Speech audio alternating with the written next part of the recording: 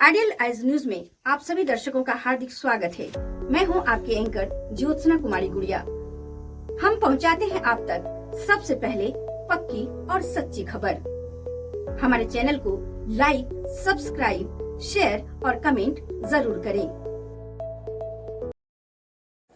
विभिन्न मांगों के समर्थन में प्रेस क्लब ने दिया एक दिवसीय धरना, डीएम को सौंपा ज्ञापन। सूबे में लगातार पत्रकारों को उत्पीड़न और हत्या की बढ़ती घटना को देखते हुए पूर्णिया प्रेस क्लब के तत्वाधान में अपनी मांगों के समर्थन में एक दिवसीय धरना दिया गया। धरना में जिला के अलग अलग क्षेत्रों से आए पत्रकार के साथ साथ सामाजिक कार्यकर्ता एवं राजनीतिक दल के प्रतिनिधि भी धरना स्थल पर पहुंचकर अपना समर्थन दिया।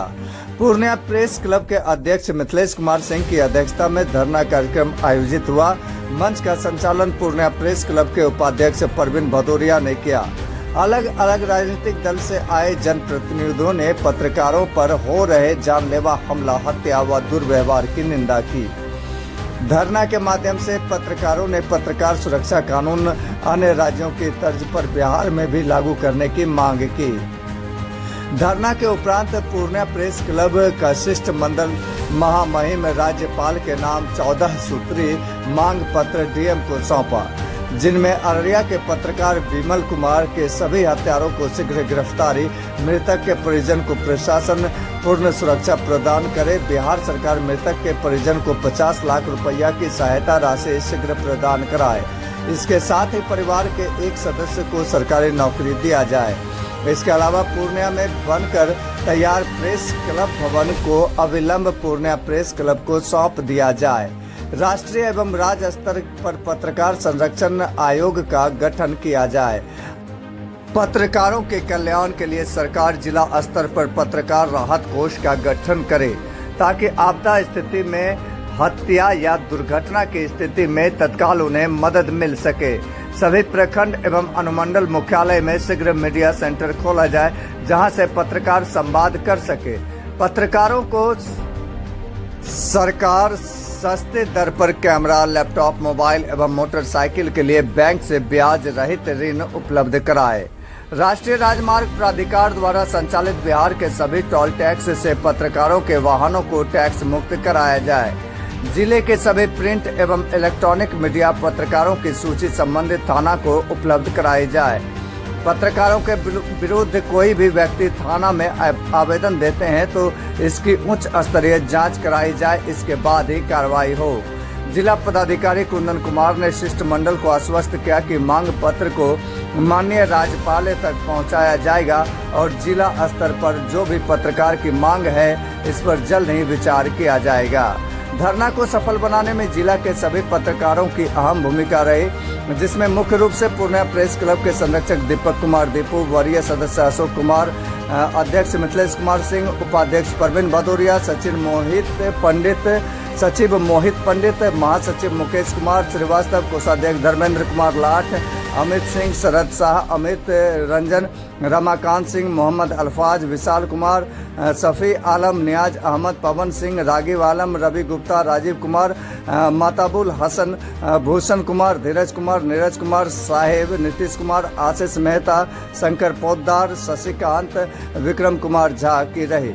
कार्यक्रम के अंत में धरना में उपस्थित हुए सिविल सोसाइटी के अध्यक्ष अरविंद कुमार सिंह व समस्त पदाधिकारी गण, कांग्रेस नेता एसएम झा, भाजपा जिला अध्यक्ष राकेश कुमार, अधिवक्ता सह समाज सेवी दिलीप कुमार दीपक, अधिवक्ता सह समाज सेवी अरुण भास्कर, जाप नेता राजेश यादव का अध्यक्ष मिथिलेश सिंह को धन्यवाद दिया।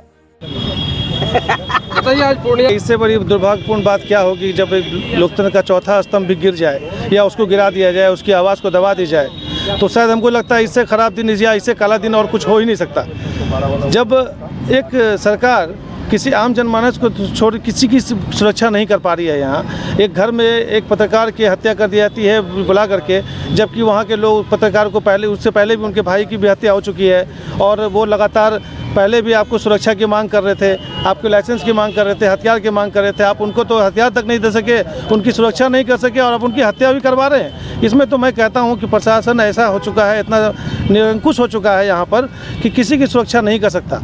आज पत्रकार की आवाज़ को दबाया जा रहा है। रहा है। एक ऐसी आवाज़ दबाई जा रही है जिसकी आवाज़ आप तक जाती है, जो सब तक या उनकी आवाज़ पहुंचाई जाती है। आम जनमानस से लेकर सारी की परेशानियों को कौन पहुंचाता है उनकी आवाज़। किसी भी दृष्टिकोण से देखा जाए तो हर चीज़ में तो पत्रकार ही हैं जो हम सबको अभी मतलब मुसीबत से निकालने में भी जिसकी आवाज़ को आगे पहुंचा रहे हैं। आज उन्हीं की आवाज़ को दबाया जा रहा है। आज उनको कोई देखने वाला नहीं है। आज उनके परिवार के साथ कौन होगा, कल के साथ क्या खड़ा होगा, इसका भी कभी किसी को सोच नहीं है। आज सर हमारी मांग मतलब पर्सनली ये सोच है, हमारा अपना भी मानना है कि आज जो उनके परिवारजन को भी कम से कम एक सरकारी नौकरी कम से कम अभी हो जाए, जिससे उनके बच्चों का भरण पोषण हो सके।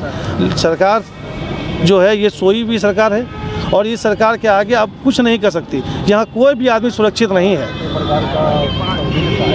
पूर्णिया प्रेस क्लब का ये धरना कार्यक्रम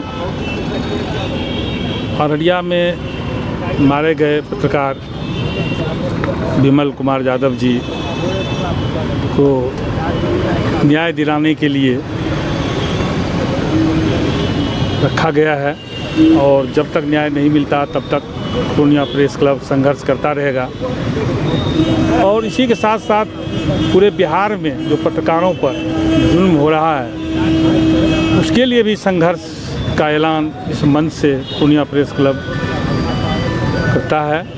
और पत्रकार हित में 13 सूत्री मांगों के समर्थन में भी आज का धरना कार्यक्रम है, जिसमें मुख्य रूप से है पत्रकार सुरक्षा कानून लागू किया जाए और पूर्णिया में जो प्रेस भवन बना हुआ है उसे जिला प्रशासन शीघ्र पूर्णिया प्रेस क्लब को हवाले करे। इस तरह 13 सूत्री मांग है और मेरा ये संघर्ष निरंतर सभी पत्रकारों के हित में जारी रहेगा। और जब जब पत्रकारों पर जुल्म होगा पूर्णिया प्रेस क्लब आगे बढ़ चढ़ कर हिस्सा लेगी और जहाँ तक संभव हो सकेगा पूर्णिया प्रेस क्लब उसके लिए न्याय की लड़ाई लड़ेगी।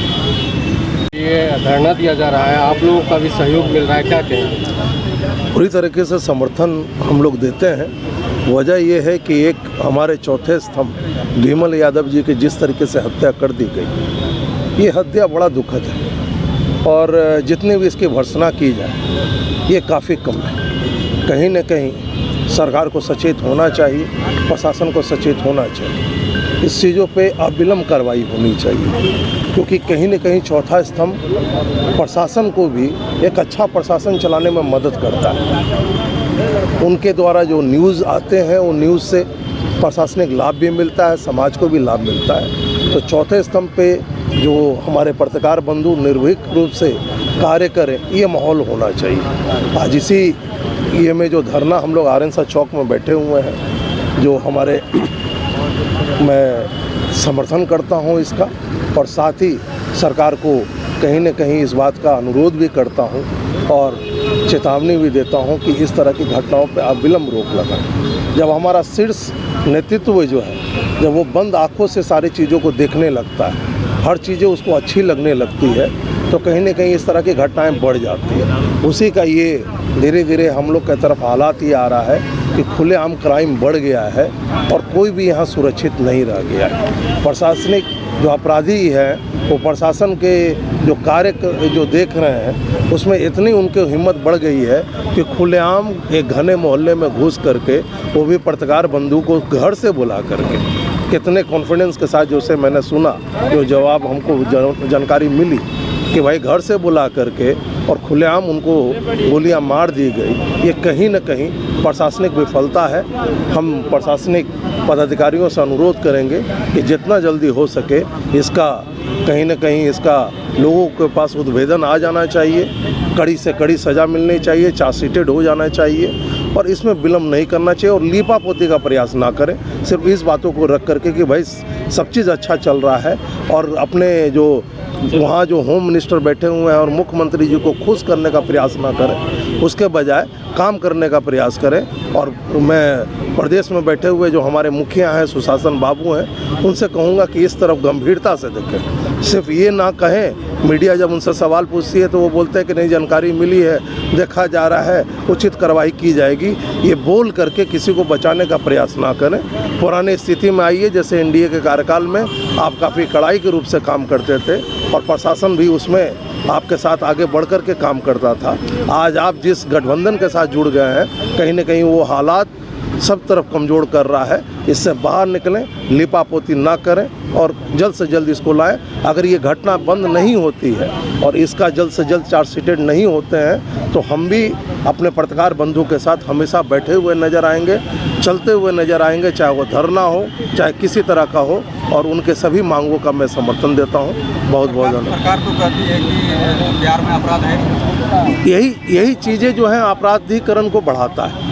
सरकार अगर ये बोलना शुरू कर देती है और उसके मुखिया अगर ये शब्दों का प्रयोग करते हैं तो निचले जो पदाधिकारी हैं वो इसी चीज़ों का लाभ उठाते हैं और वो सुनना और समझना और बोलना बंद कर देते हैं। कहीं ना कहीं वो खुली आंखों के और जनता की आंखों से देखना बंद कर देते हैं, वो सुरक्षा भूल जाते हैं। आज भी पूर्णिया में देख लीजिए कि लगातार घटनाएं घट रही हैं।